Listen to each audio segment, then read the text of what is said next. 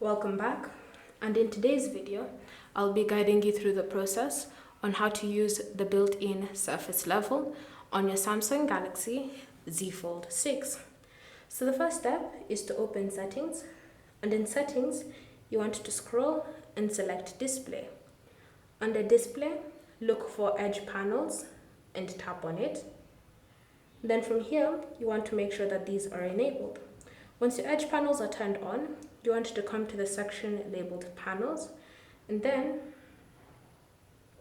what you want to do is ensure that tools has been added onto the edge panels.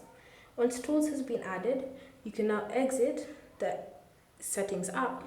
So from here you want to swipe to bring up the edge panels, and then you want to keep swiping until you get to the option labeled for tools.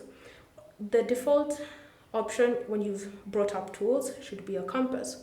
So to switch to surface level, you want to tap on the three dots on this panel right here, and then select surface level.